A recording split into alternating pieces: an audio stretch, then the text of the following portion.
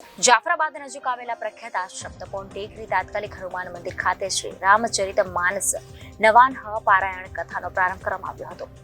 જાફરાબાદના મિતિયાળા નજીક આવેલા તપોવન ટેકરી તપસ્વી આશ્રમ ખાતે આજે શ્રી રામચરિત માનસ નહાવન પારાયણ કથાની પોથી યાત્રા મિતિયાળા ગામથી વાજતે ગાજતે તપોવન ટેકરી ખાતે કથા મંડપમાં લાવવામાં આવી હતી, જેમાં અસંખ્ય ભક્તો પોથી યાત્રામાં જોડાયા હતા. કથાના વક્તા શ્રી શાસ્ત્રી હરિકિશનભાઈ ત્રિવેદી દ્વારા કરવામાં આવી રહ્યું છે. તપોવન ટેકરી તપસ્વી આશ્રમ ખાતે દર વર્ષે ચૈત્ર રામકથા, દેવી ભાગવત, શ્રીમદ ભાગવતનું આયોજન કરવામાં આવે છે. તે જ રીતે આ વર્ષે પણ શ્રી રામચરિત માનસ નહાવન્ય પારાયણ કથાનું આયોજન કરવામાં આવ્યું હતું. તપસ્વી આશ્રમના મહંત શ્રી 1008 રાઘવદાસજી મહારાજ દ્વારા શરૂ કરાયેલા ધાર્મિક કાર્યો હાલ પણ તેમના સ્વયંસેવકો દ્વારા સતત ચાલુ રાખવામાં આવી રહ્યું છે. અહીં તપોવન ટેકરી ખાતે દર મહિને સર્વજન હિતાય સર્વજન સુખાયની ઉમદા ભાવનાથી નેત્ર યજ્ઞો, રક્તદાન કેમ્પ, આયુર્વેદિક કેમ્પ તથા નિઃશુલ્ક ચશ્મા વિતરણના કેમ્પ વારંવાર થતા રહે છે.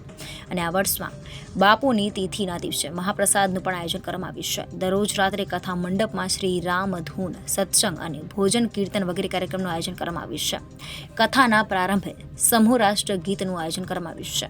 Reporter Babubhai Vadhen, Janadesh news, Jafrabad.